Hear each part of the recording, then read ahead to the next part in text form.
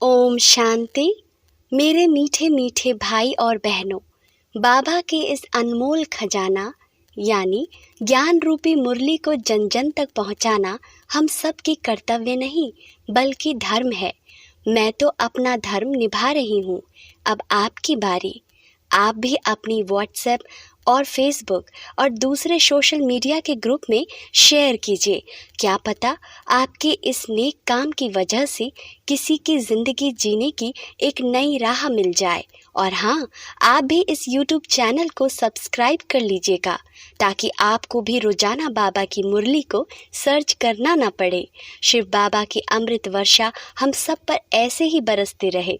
अब सुनते हैं आज की मुरली। ओम शांति। 22 अक्टूबर 2021। बाबा के महावाक्य। मीठे बच्चे, माया से डरो मत। भल कितना भी भुलाने की कोशिश करे लेकिन थको नहीं। अमृत वेले उठ याद में रहने का पूरा पूरा पुरुषार्थ करो। प्रश्न, पुरुषार्थ में आगे नंबर कौन से बच्चे लेते हैं? उत्तर, जो बाप पर पूरा पूरा बलि चढ़ते हैं अर्थात कुर्बान जाते हैं। सबसे आगे वही जाते। बाप पर बच्चे कुर्बान जाते और बच्चों पर बाप कुर्बान जाते। तुम अपना कखपन, अपना पुराना तन मन धन बाप को देते और बाप तुम्हें विश्व की बादशाही देता। इसलिए उसे गरीब निवास कहा जाता है। गरीब भारत को ही दान देने बाप आए हैं। गीत। नयनहीन को राह दिखाओ। ओम शांति। मीठे मीठे अति मीठे ऐसे कहेंगे ना, बेहद का बाप और बेहद का प्यार है। कहते हैं मीठे सिखिलदे बच्चों ने गीत सुना। राह एक बाप ही दिखाते हैं। भक्ति मार्ग में राह बतलाने वाला कोई है नहीं।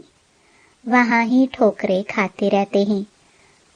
अभी भल राह मिली है, फिर भी माया बाप के साथ बुद्धि योग लगने नहीं देती है।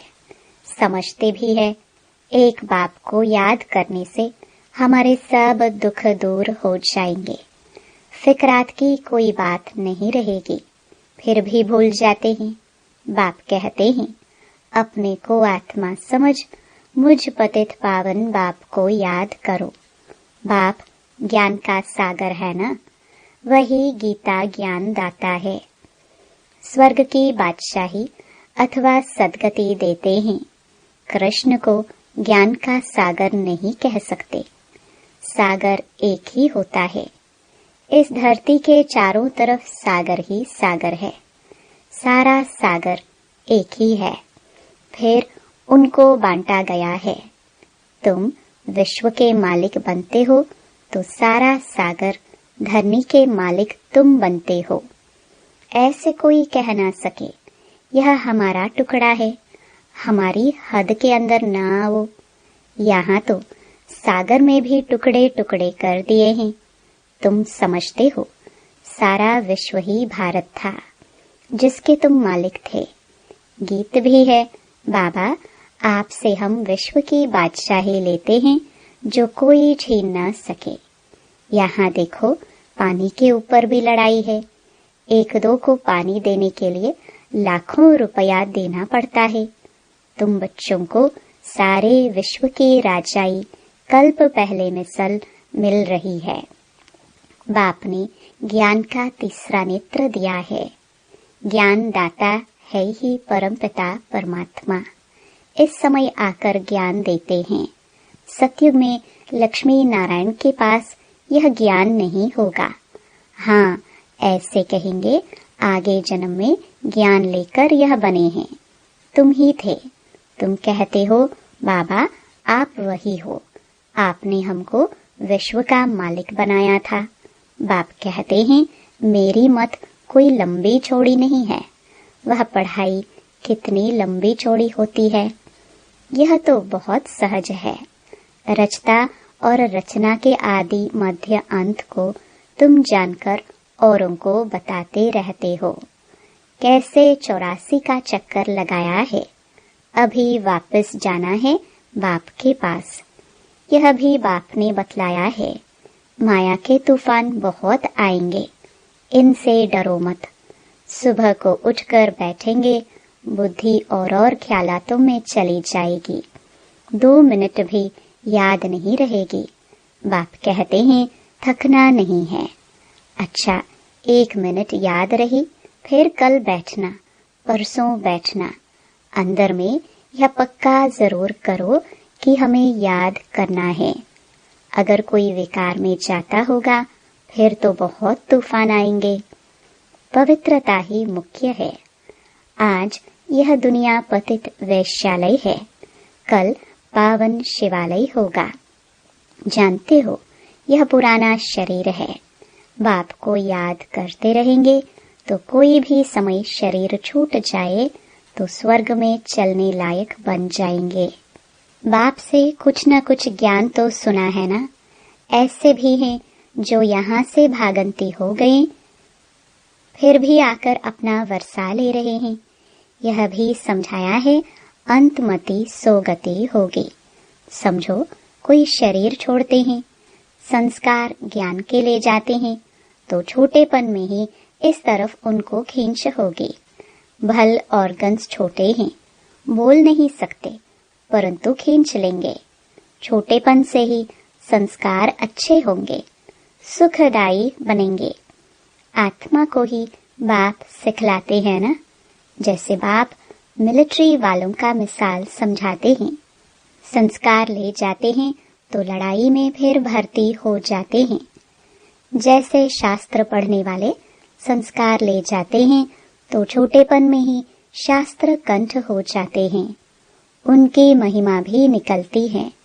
तो यहाँ से जो जाते हैं तो छोटेपन में महिमा निकलती है। आत्मा ही ज्ञान धारण करती है ना। बाकी रहा हुआ हिसाब किताब चुकतू करना पड़ता है। स्वर्ग में तो आएंगे ना, बाप के पास आकर मालिकम सलाम करेंगे। प्रजा तो ढेर बनेगी, बाप से तो वर्षा लेंगे। पिछाड़ी में कहा है ना, अहो प्रभु तेरी लीला। अभी तुम समझते हो, अहो बाबा आपकी लीला ड्रामा प्लान अनुसार ऐसी है। बाबा आपका एक्ट सभी मनुष्य मात्र से न्यारा है। जो बाप की अच्छी सर्विस करते हैं उनको फिर इनाम भी बड़ा अच्छा मिलता है, विजय माला में पिरोए जाते हैं। यह है रूहानी ज्ञान जो बाप रूहों को देते हैं। मनुष्य तो सब शरीरों को ही याद करेंगे, कहेंगे शिवानंद, गंगेश्वरानंद आदि यह ज्ञान देते हैं। यहाँ तो कहेंगे निराकार शिव बाबा ज्ञान देते हैं। मैं ऊंचते ऊंच हूँ। मुझ आत्मा का नाम है शिव। शिव परमात्माए नमः कहते हैं। फिर ब्रह्मा विष्णु शंकर को कहेंगे देवताए नमः। यह भी रचना है, उनसे कोई वर्षा नहीं मिल सकता। तुम आपस में भाई भाई हो, भाई को याद करने से वर्षा नहीं मिलेगा। यह ब्रह्मा दादा भी तुम्हारा भाई है, स्टूडेंट है ना, पढ़ रहे हैं, इससे वर्षा नहीं मिलेगा। यह खुद ही वर्षा पा रहे हैं शिव बाबा से। पहले यह सुनते हैं। बाप को कहता हूँ, बाबा हम तो आपका पहला पहला बच्चा हूँ। आपसे हम कल्प कल्प वर्षा लेते हैं। कल्प कल्प आपका रथ बनता हूँ। शिव का रथ ब्रह्मा, ब्रह्मा द्वारा विष्णुपुरी की स्थापना। तुम ब्राह्मण भी मददगार हो, फिर तुम मालिक बनेंगे। अभी तुम जानते हो, हम 5000 वर्ष पहले मुहाफिक बाप द्वारा राज्य भाग्य लेते हैं। जिन्होंने कल्प पहले राज्य भाग्य लिया है वही आएंगे। हर एक के पुरुषार्थ से पता लग जाता है कौन महाराजा महारानी बनेंगे, कौन प्रजा बनेंगे। पिछाड़ी में तुमको सब साक्षात्कार होगा। सारा पुरुषार्थ पर मदार है। कुर्बान भी होना होता है। बाप कहते हैं मैं गरीब निवाज हूँ, तुम गरीब ही मुझ पर कुर्बान होते हो। दान हमेशा गरीबों को ही दिया जाता है। समझो, कोई कॉलेज बनवाते हैं, वह कोई गरीबों को दान नहीं होता, वह कोई ईश्वर अर्थ होता नहीं है, परंतु दान तो करते हैं ना। कॉलेज खोलते हैं तो उनका फल मिलता है, दूसरे जन्म में अच्छा पढ़ेंगे, यह आशीर्वाद मिलती है। भारत में ही सबसे जास्ती दान पुण्य होता है। इस समय तो बहुत दान होता है। तुम बाप को दान करते हो, बाप तुमको दान करते हैं। तुमसे कखपन ले तुमको विश्व की बादशाही देते हैं। इस समय तुम तन मन धन सब बाप को दान में देते हो।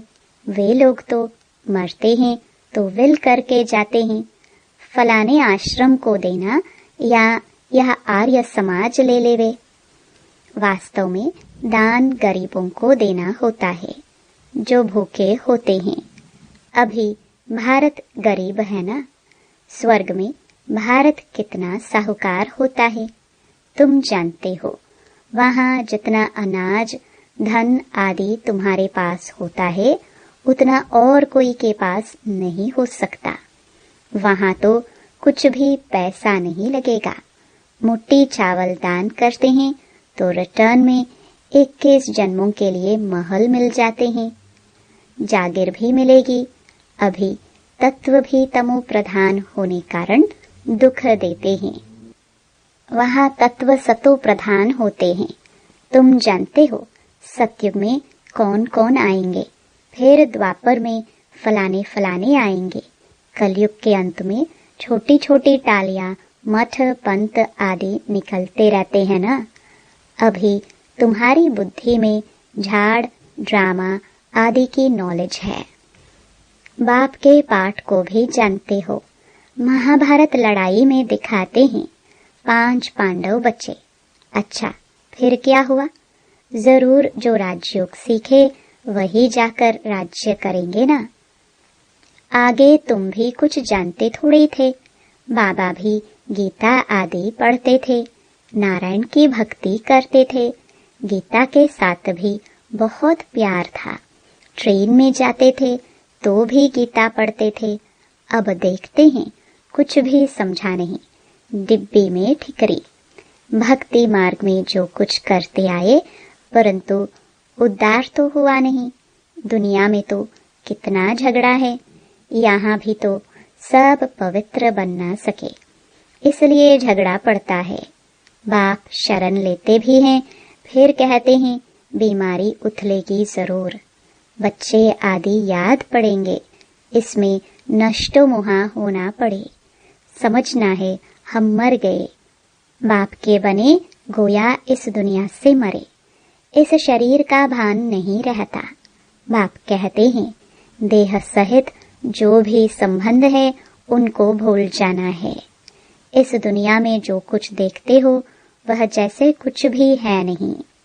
यह पुराना शरीर भी छोड़ना है। हमको जाना है घर, घर जाकर फिर आकर नया सुंदर शरीर लेंगे। अभी शाम है फिर सुंदर बनेंगे। भारत अभी शाम है फिर सुंदर बनेगा। अभी भारत है कांटों का जंगल, सब एक दो को काटते रहते हैं। कोई बात पर बिगड़ पड़ते हैं तो गाली देते हैं, लड़ पड़ते हैं। तुम बच्चों को घर में भी बहुत मीठा बनना है, नहीं तो मनुष्य कहेंगे इसने तो 5 विकार दान दिए हैं, फिर क्रोध क्यों करते? शायद क्रोध दान नहीं दिया है। बाप कहते हैं बच्चे झोली में 5 विकार दान में दे दो तो तुम्हारा ग्रहण छूट जाए। चंद्रमा को ग्रहण लगता है ना, तुम भी अब संपूर्ण बनते हो तो बाप कहते हैं यह विकार दान में दे दो, तुमको स्वर्ग की बादशाही मिलती है। आत्मा को बाप से वर्षा मिलता है। आत्मा कहती है इस पुरानी दुनिया में बाकी थोड़ा टाइम है, काम उतार देना है। ख्यालात कोई भी उतार देने चाहिए। बाबा जानते हैं अनेक प्रकार के ख्यालात आएंगे, धंधे के ख्यालात आएंगे। भक्ति मार्ग में भक्ति करते समय ग्राहक धंधाधोरी याद पड़ता है तो फिर अपने को चुटकी से काटते हैं। हम नारायण की याद में बैठा हूँ, फिर यह बातें याद क्यों आई? तो यहाँ भी ऐसे होता है। जब इस रूहानी सर्विस में अच्छी रीति लग जाते हैं तो फिर समझाया जाता है, अच्छा छोड़ो धंधाधोरी को, बाबा की सर्विस में लग जाओ। कहते हैं छोड़ो तो छूटे, देह अभिमान छोड़ते जाओ, सिर्फ बाप को याद करो तो बंदर से मंदिर लायक बन जाएंगे। भ्रमरी का, कछुओं का भी सब मिसाल बाप देते हैं, जो फिर भक्ति मार्ग में वो लोग दृष्टांत देते हैं। अभी तुम जानते हो कीड़े कौन हैं? तुम हो ब्राह्मणिया, तुम भू भू करती हो। यह दृष्टांत अभी का है, वह बता न सके। त्योहार आदि सब इस समय के हैं। सतयुग त्रेता में कोई त्योहार होता नहीं, यह सब है भक्ति मार्ग के। अब देखो कृष्ण जयंती थी, कृष्ण मिट्टी का बनाया, उनकी पूजा की, फिर जाकर लेक में डुबो दिया। अभी तुम समझते हो यह क्या करते हैं? यह है अंधश्रद्धा। तुम किसको समझाएंगे?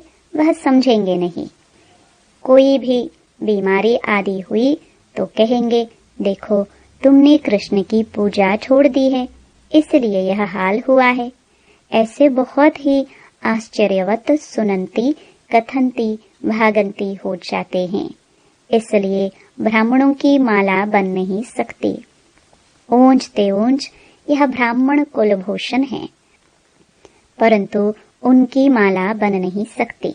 तुम्हारी बुद्धि में है यह शिव बाबा की माला है। फिर हम जाकर सतयुग में नंबरवार विष्णु की माला के दाने बनेंगे। तुम्हारा एक एक अक्षर ऐसा है जो कोई समझ ना सके। बाप पढ़ाते रहते हैं, वृद्धि को पाते रहते हैं। प्रदर्शनी में कितने आते हैं, कहते भी हैं हम आकर समझेंगे, फिर गए घर में और खलास, वहां की वहां रही। कहते हैं प्रभु से मिलने के लिए राह बहुत अच्छी बताते हैं, परंतु हम उस पर चले वर्षा लेवे यह बुद्धि में नहीं आता। बहुत अच्छी सेवा कर रहे हैं ब्रह्मा कुमारियां, बस अरे तुम भी समझो ना, जिस्मानी सेवा करते रहते हो, अब यह रूहानी सेवा करो।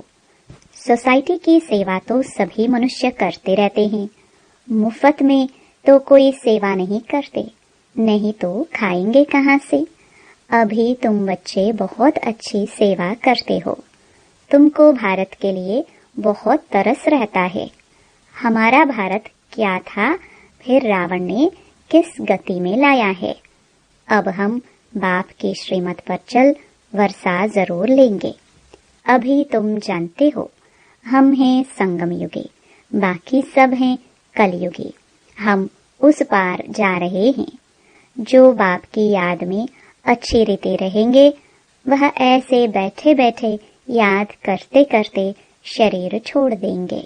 बस फिर आत्मा वापस आएगी नहीं।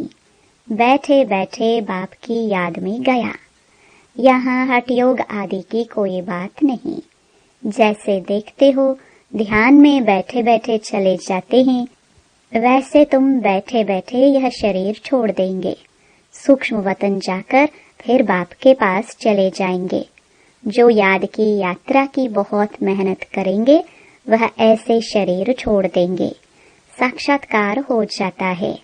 जैसे शुरू में तुमको बहुत साक्षात्कार हुए, वैसे पिछाड़ी में भी तुम बहुत देखेंगे। अच्छा, मीठे मीठे सिखिलदे बच्चों प्रति माता पिता बाप दादा का याद प्यार और गुड मॉर्निंग। रूहानी बाप की रूहानी बच्चों को नमस्ते। धारणा के लिए मुख्य सार। पहला, मंदिर लायक बनने के लिए देह अभिमान छोड़ देना है, रूहानी सेवा में लग जाना है। दूसरा, अब घर जाने का समय है, इसलिए जो भी हिसाब किताब है, धंधे धोरी के ख्यालात हैं, उन्हें उतार देना है। याद के यात्रा की मेहनत करनी है। वरदान, योग युक्त स्थिति द्वारा सूक्ष्म व कड़े बंधनों को क्रॉस करने वाले बंधन मुक्त भव। योग युक्त की निशानी है बंधन मुक्त। योग युक्त बनने में सबसे बड़ा अंतिम बंधन है स्वयं को समझदार समझकर श्रीमत को अपनी बुद्धि की कमाल समझना, अर्थात श्रीमत में अपनी बुद्धि मिक्स करना, जिसे बुद्धि का अभिमान कहा जाता है। 2. जब कभी कोई कमजोरी का इशारा देता है अथवा बुराई करता है, यदि उस समय जरा भी व्यर्थ संकल्प चला तो भी बंधन है। जब इन बंधनों को क्रॉस कर हार जीत निंदा स्तुति में समान स्थिति बनाओ, तब कहेंगे संपूर्ण बंधन मुक्त। स्लोगन, पहले सोचना फिर करना, यही ज्ञानी तो आत्मा का गुण है। ओम शांति।